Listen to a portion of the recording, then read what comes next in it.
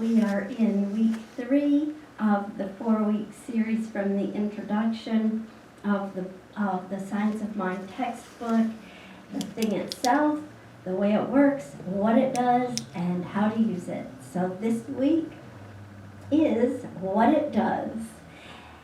And I find that every time I read this, it's exhilarating. It always seems new, it's refreshing, and it's stimulating. Ernest Holmes says this in the first part, and he puts it in all caps. And I think one of the rare times when Ernest Holmes actually yells at us, I guess. It's the way we see it nowadays. If somebody puts something in all caps, we're being yelled at. But anyway, he says, what we draw from it, we must draw through the channel of our own mind. I think it's really important that we understand that, and that's why he puts it in all caps. And by it, he means the thing itself, universal source of all that is. What we draw from it, we must draw through the channel of our own mind. He says that a lot. Basically, it's the idea that what God does for us, it must do through us. And that's really important to understand if you want to understand what this Science of Mind teaching is all about. He says it's the nature of the universe to give us what we are able to take. It cannot give us more. It has given all. We have not yet accepted the greater gift. The greater gift is the fullness of all that is, because God is all that is. God is the storehouse of all that is, and if we have access to that because we are of that. We are already in the storehouse. And so we just have to open our consciousness to the point where we recognize that we can receive it and actually use it. Einstein says, as I've said for the last couple of weeks, there are 2 ways to live your life. One is though nothing is a miracle. The other is though everything is a miracle, Mr. Einstein.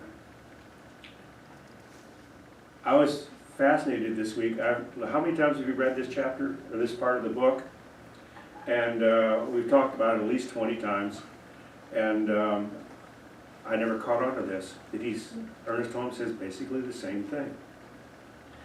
He says, love is spontaneous. Law is impersonal.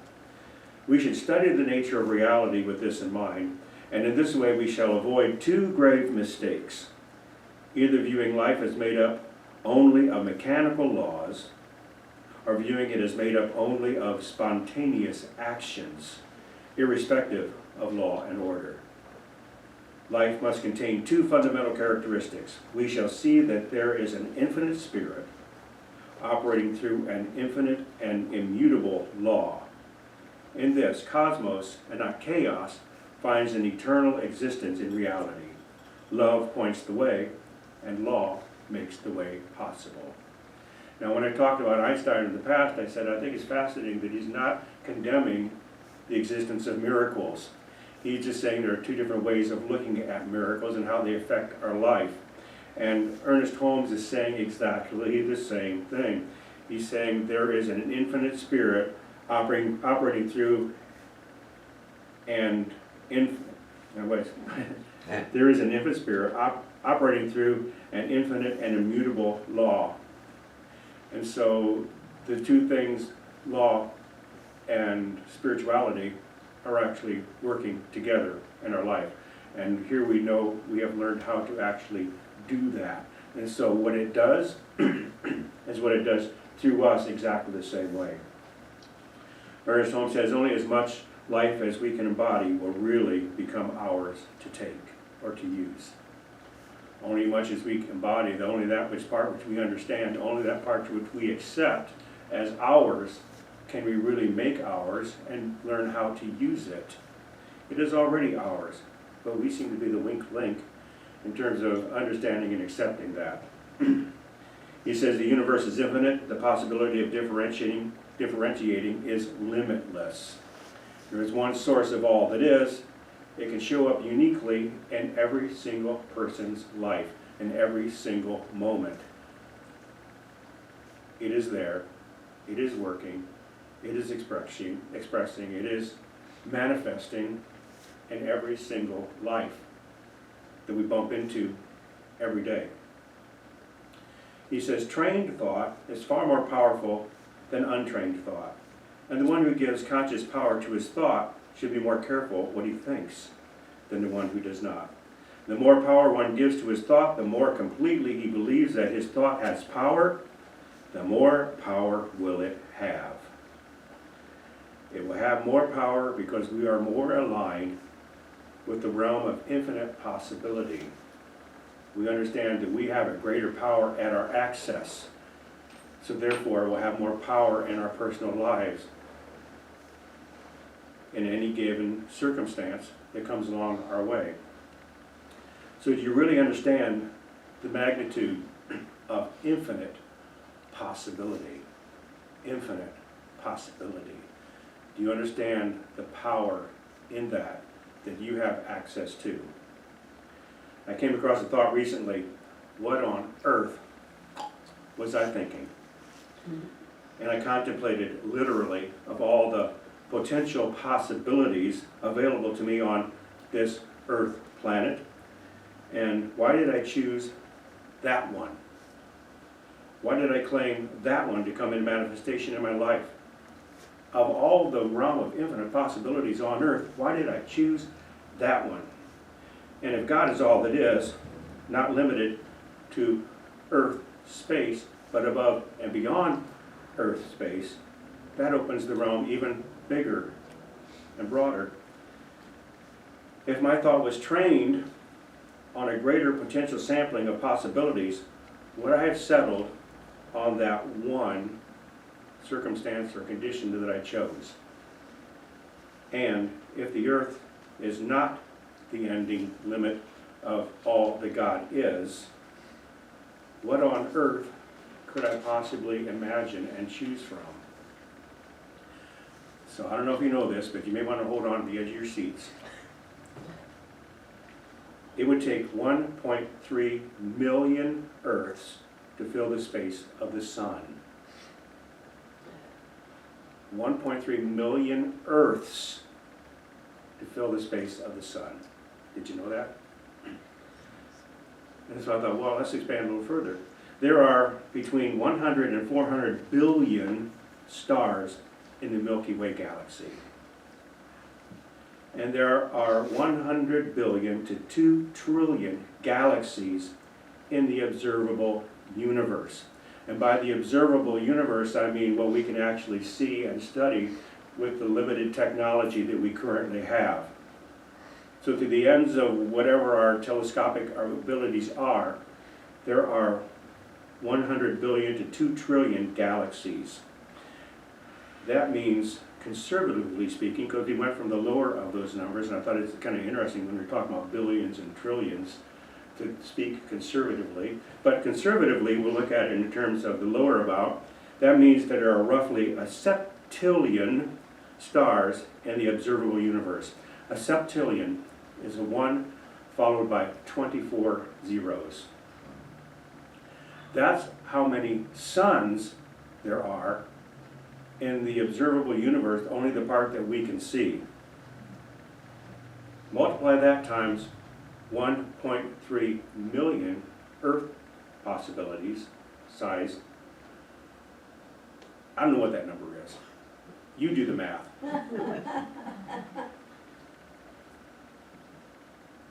And I happened to think as I was going through this process and looking up this information on AI, by the way, just because I figured it was accurate enough to kind of figure that out. I realized as I'm thinking about this, I'm going to the sun, and then I'm going past the sun to get into our galaxy, and I'm going past our galaxy to get into other galaxies to the end of the universe as far as we can see. And I realized it doesn't just go in this direction, it goes all around us. So in terms of expansive thinking, oh my gosh, and then suddenly I realized each one of those suns is a solar system.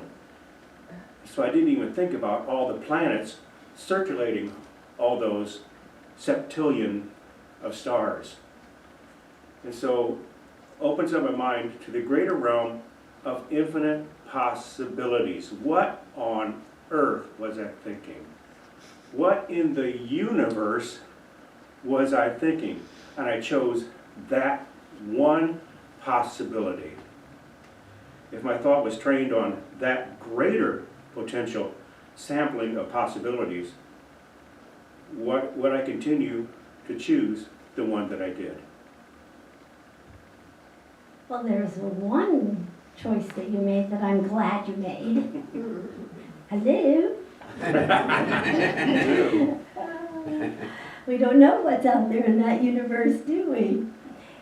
So I love how David's idea brings us to, at least for me, to that expansiveness that he's talking about, but it also brings us to that deepening within that he was first talking about from Ernest Holmes. It creates within us an awakening to new possibilities for us, for each one of us. He used one word that Ernest Holmes had also used in the quote, and that was cosmos. And you know, I remember I had on a shirt one time, and someone came up behind me and said, "Ooh, you live in the cosmos, huh?" And I thought, like Kathy said, that it felt like she was making fun of me or something.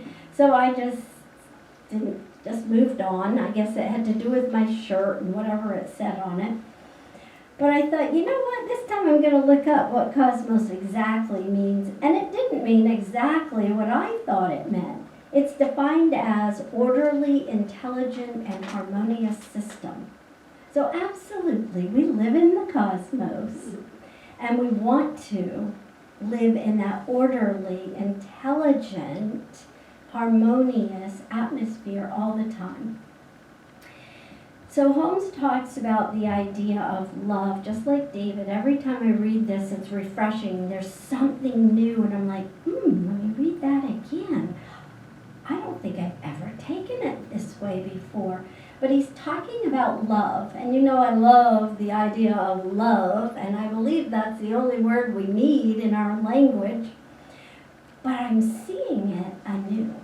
He references it as spirit, as God, when he's talking about it. But he goes on, and he talks about it being spontaneous, a choice that we make, and our own personal volition.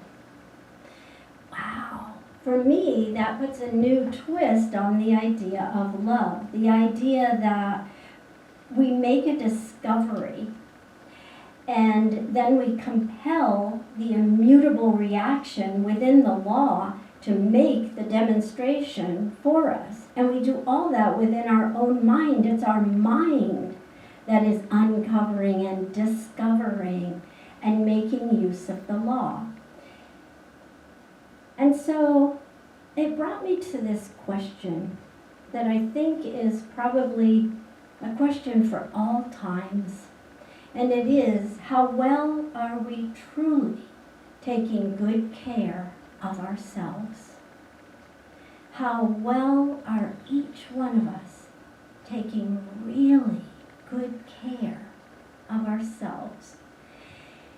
This week we watched a new to us game show. It was probably really old, I don't know, but it was a game show and it had a trivia question. And the trivia question was, there was a census of Americans over the age of 100 years old, and they had to choose what number they thought that was. So I invite you to choose your number and be ready to play the game.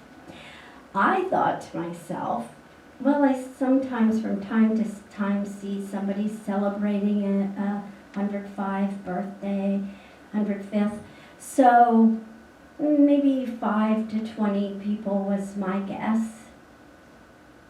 Got your number? 80,000 people in just the United States over the age of 100. Well, that woke me right up, and I thought, wow, if I'm going to live that long, and as a little girl I did plant the seed that I was going to be 120, then I had better wake up and start doing some things differently. So something that I had already been working on for a little while here was posture. And everybody's gonna lower their shoulders and make their back straight on their chair, right? Make that neck aligned. Absolutely. Because I was having a conversation with one of you a couple of weeks ago, and you told me that you had recently read that we lose a half an inch per year. And I thought, my age now, half an inch till I'm 120, my nose is going to be dragging on the ground. That is not a good thing. So I better get that posture really good and healthy. And I'm sure that all of us can do that, because that is a great way to take good care of ourselves. I thought to myself, what is it that I have to do, or that we have to do, whether yours is posture or whatever you desire to work on? We have to pay attention. We have to be aware all the time of our stinking thinking, eliminate it, and step into, I'm healthy, whole, and perfect. We have to have that positive thinking, and the way to do it is to pay attention. Our bodies will absolutely let us know when they need something. Are we listening? And not only our bodies, but everything around us. And so paying attention is vital. A teacher friend told me this week that she has been having back problems, and she was actually carrying her pillow, and I said, what's going on? And she said, I'm having back problems. And I said, well, why are you carrying your pillow? And she said, because one of the kids bumped into me, and it was excruciating pain. And she said, so I decided I'm going to bring my pillow and carry it around. Totally changed the way the kids interact with her. They're so careful and so well behaved because they're paying attention to her need because of the pillow she chose to carry. And we can do that too. So I was thinking about us here at CSL. And I started thinking about when we do the hug thing. Maybe some people, and I remember one person said to me, I just am so uncomfortable when I have to get up and do that. And I said, well, then sit there. Just sit there and hold the high watch for everybody and feel the love coming your way too. It doesn't have to be a hug that makes the reality of the love. And they said, oh, well, I don't know if I should do that. And I said, absolutely you should do that. Take good care of yourself. So I came up with the idea that if I don't get to go out there, but if I did, I would just initiate something new, and it would be the pinky hug. And I would say, let's just grab pinkies and hug that way, so that I could be comfortable taking good care of myself, not worrying about social norms. So when I was thinking about pay attention, I thought, that could have some negative connotations from people whose parents, like mine, said, pay attention to me. Listen, you're not listening, you're not paying attention. So just call it PA, pay attention, PA. And then when I thought of that, I thought, oh, we've been practicing that one for about 10 years now. David and I came up with the code of plan ahead. We found ourselves in a couple situations where we hadn't planned ahead, and then it was kind of uncomfortable, and so we started calling it PA, and we'd remind each other, PA, remember such and such is coming up, and we would remind each other, and we would say, oh, I forgot to PA.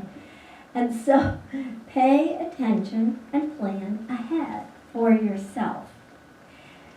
Now, I suspect that many of you have heard of Byron Katie, and I think I heard the name some time ago, and probably some of you have read her. I intend to read her now, but at the time when I heard the name, I just put the assumption for some reason, I don't know what it was, that it was a man, Byron, like Brian, and that he was a newscaster.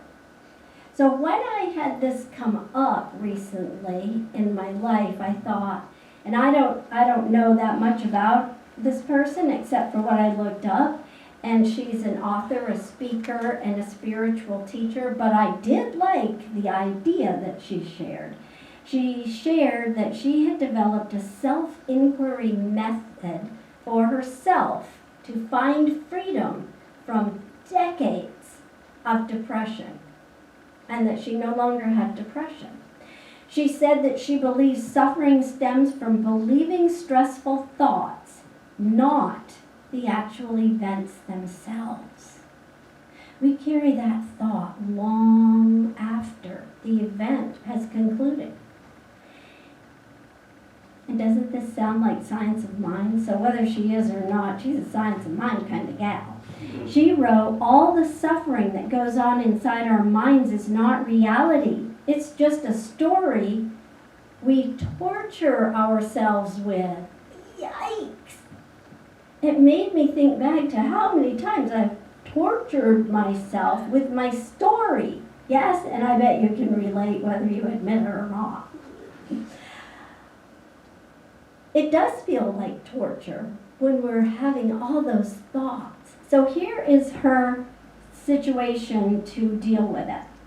She says to ask yourself 4 questions. So I decided I'd read some of the reviews, people that have studied under her, and I'm glad I did, because here's a little tidbit in case you decide to try these 4 questions, which you can Google it easily enough.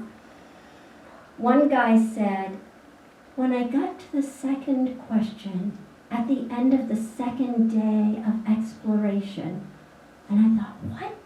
He sat with the question number 1, for 2 full days. That's going deep and expansive. So, question number 1, is it true? And we already know in science of mind that it's not. Because in the mind of God, the only truth is that which is whole, that which is of love, that which is eternal and infinite. The second question is, can I absolutely know it's true?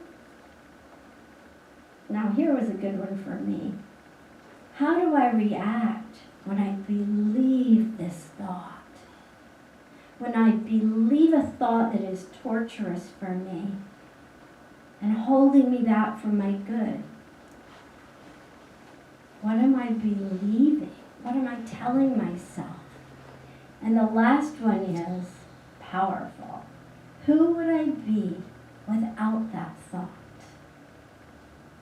Now we do that in visioning and in the fear to faith steps, that process. So we have a lot of similar ideas, but I was surprised that she's been around so long and I've never read her. So she has a turnaround thought, and that is you then think of the positive. You think of the opposite of that negative thought. Sound familiar, science of minders? Absolutely it does. Think the positive until you know it and you have faith in it. And that thought is one that is true because it's true of God and it doesn't cause you suffering. God is the self-givingness of love and life. Ernest Holmes has a whole section called The Riddle of Simplicity. And it's all about how we make it too difficult for ourselves.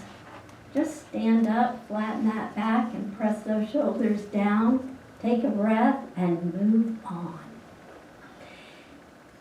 Holmes also says that he knows many people will start their prayer and treatment by saying, I know there is a principle of good in life and I can use it. At least I hope there is. Do not ever negate your first statement. The statements are positive, personal, and present tense.